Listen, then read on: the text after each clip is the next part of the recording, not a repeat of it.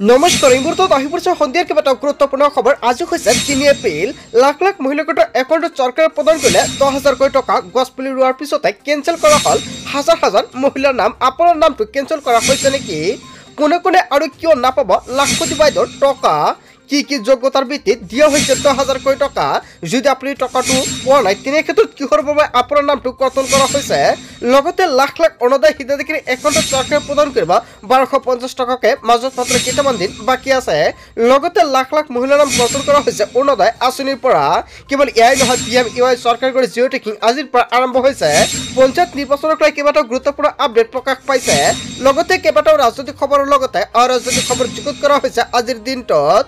গোটেই অসম তথা ভাৰতৰ বিভিন্ন প্ৰান্তৰ পৰা যুগুত হৈছে কেইবাটাও ডাঙৰ খবৰ। এনেবোৰ খবৰ নিতৌ পাই থাকিবলৈ চেনেলটি ছাবস্ক্ৰাইব কৰি ভিডিঅ'টো এটা লাইক কৰিবলৈ নাপাহৰিব। আজিৰ আমাৰ প্ৰথম গুৰুত্বপূৰ্ণ খবৰ হৈছে অসমবাসীৰ বাবে ডাঙৰ খবৰ। গছপুলি ৰোৱাৰ পিছতো কেঞ্চেল কৰা হ'ল হাজাৰ হাজাৰ মহিলাৰ নাম। কোনে কোনে আৰু কিয় নাপাব লাখপতি বাইদেউৰ ধনৰাশি? কি কি যোগ্যতাৰ ভিত্তিত দিয়া হৈছে 10,000 টকা? যদি আপুনি 10,000 টকা লাভ কৰিছে তেনে ক্ষেত্ৰত কিয় আপোনাক টকাটো প্ৰদান কৰা হৈছে? আৰু যিসকলক 10,000 টকা প্ৰদান কৰা সেইসকলে কিয় টকাটো প্ৰদান কৰা নাই?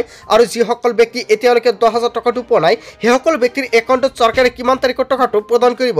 আৰু চৰকাৰৰ সভাপতি প্ৰত্যেকগৰাকী মহিলাক চেক প্ৰদান কৰিব 10,000 কৈ। যিবোৰ মহিলা 3টা সন্তান বা তাতকৈ বেছি তেওঁলোকক দিয়া নাই টকা। আপুনি ফৰ্মত যদি 3টাতকৈ অধিক সন্তান উল্লেখ কৰিছে তেনে ক্ষেত্ৰত কিন্তু আপুনি টকাটো পোৱা নাই। উদ্যমী কাম বেছি সন্তান থকা মহিলাই কৰিব নোৱাৰে আৰু তাৰ বাবে মহিলাসকলক 10,000 টকা প্ৰদান কৰা নাই। যদি আপোনাৰ 3টাতকৈ বেছি সন্তান আপুনি ফৰ্মত উল্লেখ কৰা নাই তথাপিও আপুনি টকা পোৱা নাই নেকি? তেনে ক্ষেত্ৰত নিশ্চয় কমেণ্ট বক্সত জনাই দিব। 3টা কিস্তিত লাখপতি বাইদেউৰ ধন প্ৰদানৰ ব্যৱস্থা কৰিছে চৰকাৰে। হাঁহে যদি কণী পাৰিব লাগে মোবাইল নিকিনিব, কামত লগাওক, এনেকুৱাকৈ মুখ্যমন্ত্ৰী ডক্টৰ হিমন্ত বিশ্ব শৰ্মাই মন্তব্য কৰিছে মহিলালৈ। তেতিয়া পৰৱৰ্তী কিস্তিত দিব 25,000 টকা। শেষৰ কিস্তিত ধন হ'ব 50,000। লাখপতি বাইদেউৰ ধন বিতৰণ কৰি মুখ্যমন্ত্ৰী ডক্টৰ হিমন্ত বিশ্ব শৰ্মাৰ বৃহৎ ঘোষণা। তাৰপিছত অসমবাসী ৰাজ্যক জনাইছে আমাৰ পৰৱৰ্তী গুৰুত্বপূৰ্ণ খবৰ। লগতে ডাঙৰ খবৰ, পঞ্চায়ত নিৰ্বাচনক লৈ মুখ্যমন্ত্ৰী ডক্টৰ হিমন্ত বিশ্ব শৰ্মাৰ ডাঙৰ মন্তব্য। প্ৰথমবাৰৰ বাবে দলীয় প্ৰতীক অবিহনে অনুষ্ঠিত হ'ব পঞ্চায়ত নিৰ্বাচন। নতুন পদ্ধতিৰে হ'ব নিৰ্বাচন। কোনে কোনে নিৰ্বাচন খেলিব পাৰিব? পঞ্চায়ত নিৰ্বাচনত মেম্বাৰত প্ৰতীক চিহ্ন নাথাকে। অৱশেষত কেইবাটাও গুৰুত্বপূৰ্ণ আপডেট প্ৰকাশ পাইছে। কেৱল এয়াই নহয়, কোনো ৰাজনৈতিক দলে নিজৰ চিম্বলত প্ৰাৰ্থী দিব নোৱাৰিব। আঞ্চলিক পঞ্চায়ত আৰু জিলা পৰিষদৰ সদস্যই এই দুয়োটাত চিম্বত থাকিব। মেম্বাৰক কোনো পাৰ্টীয়ে টিকট নিদিয়ে। সভাপতিজনে মেম্বাৰসকলে পিছত নিৰ্বাচন কৰিব। হয় বন্ধুসকল, সভাপতিজন মেম্বাৰসকলে পিছত নিৰ্বাচন কৰিব। মেম্বাৰৰ বাবে চিম্বল আইন অনুসৰি ব্যৱহাৰ কৰিব নোৱাৰিব। এতিয়া সাজু হওক সকলো পঞ্চায়ত প্ৰাৰ্থী। আজিৰ পৰা 11 তাৰিখৰ ভিতৰত দাখিল কৰিব লাগিব মনোনয়ন। সাজু কৰক 12বিধ নথি পত্ৰ আৰু আপুনি মানি চলক চেষ্টাকৈ বিধি। ইলেকশ্যন খেলিবলৈ আজিৰ পৰা সংগ্ৰহ কৰিব লাগিব মনোনয়ন পত্ৰ। মনোনয়ন পত্ৰ দাখিলৰ অন্তিম দিন হৈছে 11 এপ্ৰিল। সতৰ্ক কৰক। 1 নম্বৰত উল্লেখ কৰিছে জমা দিব লাগিব বাকী যায় প্ৰমাণ পত্ৰ। 2 নম্বৰত উল্লেখ কৰিছে জমা দিব লাগিব সমবায় আপত্তিবিহীন প্ৰমাণ পত্ৰ। 3 নম্বৰত উল্লেখ কৰিছে জমা দিব লাগিব বেংকৰ আপত্তিবিহীন প্ৰমাণ পত্ৰ। কি কি নথি পত্ৰ লাগিব? এইকেইটা নথি পত্ৰ এতিয়া আপুনি সংগ্ৰহ কৰি লৈ লওক আৰু 11 তাৰিখৰ আগতে আপোনালোকৰ জমা দিব লাগিব। 4 নম্বৰত উল্লেখ কৰিছে জমা দিব লাগিব জাতিগত প্ৰমাণ পত্ৰ। জমা দিব লাগিব ভোটাৰ তালিকাৰ প্ৰমাণ পত্ৰ। জমা দিব লাগিব শেহতীয়া খাজনাৰ ৰচিদ। জমা দিব লাগিব আঞ্চলিক পঞ্চায়তৰ NOC। খুলিব লাগিব প্ৰাৰ্থীৰ নামত নতুন বেংক একাউণ্ট। জমা দিব লাগিব প্ৰস্তাৱকৰ নথি। জমা দিব লাগিব গাঁও প্ৰধানৰ প্ৰমাণ পত্ৰ। জমা দিব লাগিব শিক্ষাগত অৰ্হতাৰ প্ৰমাণ পত্ৰ।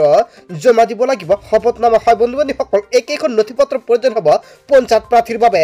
লগতে পঞ্চায়ত প্ৰাৰ্থীৰ বাবে যোগ্যতাৰ চেষ্টাকৈ নতুন নিয়ম বান্ধি দিছে চৰকাৰৰ ফালৰ পৰা। এটা নিয়ম উলংঘ হ'লে খেলিব নোৱাৰিব নিৰ্বাচন। পঞ্চায়ত নিৰ্বাচনক লৈ ডাঙৰ ঘোষণা কৰিছে অসমৰ মুখ্যমন্ত্ৰী ডক্টৰ হিমন্ত বিশ্ব শৰ্মাই। 1 নম্বৰত উল্লেখ কৰিছে নিৰ্বাচন খেলিবলৈ আপোনাৰ বয়স হ'ব লাগিব ন্যূনতম 21 বছৰ। যদি 21 বছৰ নহয় আপুনি পঞ্চায়ত নিৰ্বাচনত প্ৰতিদ্বন্দ্বিতা কৰিব নোৱাৰিব। 2 নম্বৰত উল্লেখ কৰিছে প্ৰাৰ্থীগৰাকী বাল্য বিবাহ কৰা ব্যক্তি হ'ব নালাগিব। যদি আপুনি বাল্য বিবাহৰ লগত জড়িত তেনে ক্ষেত্ৰত আপুনি পঞ্চায়ত প্ৰাৰ্থী হ'ব নোৱাৰিব আৰু আপোনাক কেঞ্চেল কৰা হ'ব। লগতে কেইবাটাও আৰু নতুন নিয়ম বান্ধি দিছে। কি কি নিয়ম বান্ধি দিছে নিশ্চয় সম্পূৰ্ণকৈ জানিব পাৰিব আন এটা ভিডিঅ'ত। তাৰ পিছত অসমবাসী ৰাজুক জনাইছো আমাৰ পৰৱৰ্তী খুবেই গুৰুত্বপূৰ্ণ খবৰ লগতে ডাঙৰ খবৰ ৰাজ্যত অৰুণোদয় আঁচনিৰ নামত ব্যাপক খেলিমেলি হৈ পৰিছে হয় বন্ধুসকল এই মাহত অৰুণোদয়ৰ লাখ লাখ হিতাধিকাৰী একাউণ্টত চৰকাৰে প্ৰদান কৰিব 1250 টকাকে কিন্তু বহুতো অৰুণোদয় হিতাধিকাৰীৰ নাম কৰ্তন কৰা হৈছে আপোনাৰ নামটো কৰ্তন কৰা হৈছে নে নাই এতিয়া আপুনি চেক কৰক তালিকাত আপোনাৰ নামটো আছে নে নাই আঁচনিৰ পৰা বঞ্চিত হৈছে প্ৰকৃত হিতাধিকাৰী দুখীয়াৰ পৰিৱৰ্তে ধনীয়ে পাইছে সুবিধা আপোনাৰ গাঁও বা অঞ্চলত এনেকুৱা পৰিস্থিতিৰ সৃষ্টি হৈছে নেকি দুখীয়াৰ পৰিৱৰ্তে ধনীয়ে পাইছে নেকি অৰুণোদয় আঁচনিৰ সুবিধা যদি পাইছে নিশ্চয় কমেণ্ট বক্সত জনাই দিয়ক নগৰ জুৰিয়াত বঞ্চিত জনতাৰ তীব্ৰ প্ৰতিবাদ আৰু অৱশেষত জিলাই জিলাই জনতাই কৰিছে প্ৰতিবাদ বহু প্ৰকৃত হিতাধিকাৰীৰ নাম কৰ্তন কৰা হওক লৈ মহিলাসকলৰ তীব্ৰ ক্ষোভ উজাৰিছে জুৰিয়াৰ গদাইবাৰী পঞ্চায়তত ক্ষোভিত হৈ পৰিছে ৰাইজ আৰু সাব্যস্ত কৰিছে প্ৰতিবাদ বন্ধু-বান্ধৱীসকল যদি আপোনাৰ গাঁও বা অঞ্চলত এনেকুৱাকৈ ঘটনা সংঘটিত হৈছে তেনে ক্ষেত্ৰত নিশ্চয় কমেণ্ট কৰি জনাব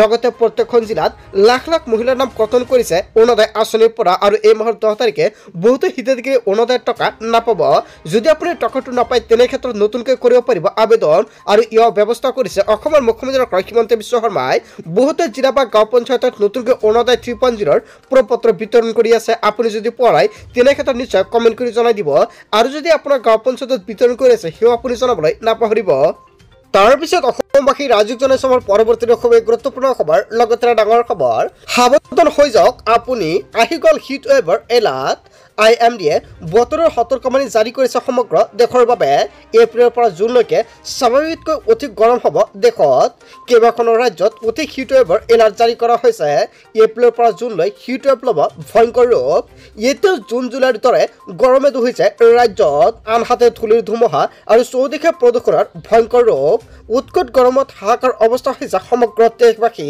বন্ধু-বান্ধৱীসকল আপোনাৰ অঞ্চল বা জিলাৰ পৰিস্থিতিটো কেনেকুৱা গৰমে দহিছে নিশ্চয় কমেণ্ট বক্সত জনাই দিব তাৰ পিছত অসমবাসী ৰাজুক জনাইছো আমাৰ পৰৱৰ্তী খুবেই গুৰুত্বপূৰ্ণ খবৰ লগতে ডাঙৰ খবৰ নতুনকৈ ৰাজ্যৰ লাখ লাখ লোকক পুনৰ প্ৰদান কৰিব ৰেচন কাৰ্ড ছেপ্টেম্বৰ মাহত নতুনকৈ লাখ লাখ লোকে লাভ কৰিব ৰেচন কাৰ্ডৰ সুবিধা ৰেচন কাৰ্ড থকা প্ৰতিটো পৰিয়ালে লাভ কৰিব বিনামূলীয়াকৈ চিকিৎসা সেৱা কেৱল এয়াই নহয় ইতিমধ্যে হাস্পতালত 1000 কোটি টকা বিল পৰিশোধ কৰিছে চৰকাৰে নতুন নিয়মেৰে চলিব বিশেষ অভিযান যিসকল দৰিদ্ৰ বাদ পৰি আছে তেওঁলোকক শীঘ্ৰে পাব ৰেচন কাৰ্ডৰ সুবিধা আপুনি দুখীয়া বা দৰিদ্ৰ নেকি যদি আপুনি ৰেচন কাৰ্ড পোৱা নাই তেনে ক্ষেত্ৰত আপোনাৰ বাবে চৰকাৰে চলাব নতুনকৈ অভিযান ছেপ্টেম্বৰ অক্টোবৰত নতুনকৈ ৰেচন কাৰ্ড পাব লাখ লাখ লোকে আৰু তাৰ বাবে আবেদন কৰিব লাগিব আপুনি কেনেকৈ আবেদন কৰিব কি কি নথিপত্ৰৰ প্ৰয়োজন হ'ব নিশ্চয় আন এটা ভিডিঅ'ত জনাই দিম লগতে অক্টোবৰত চাউলৰ লগতে লাভ কৰিব দাইল চেনি আৰু নিমখ বজাৰতকৈ 25 টকা কমত পাব দাইল 25 টকা কমত পাব চেনি 10 টকা কমত পাব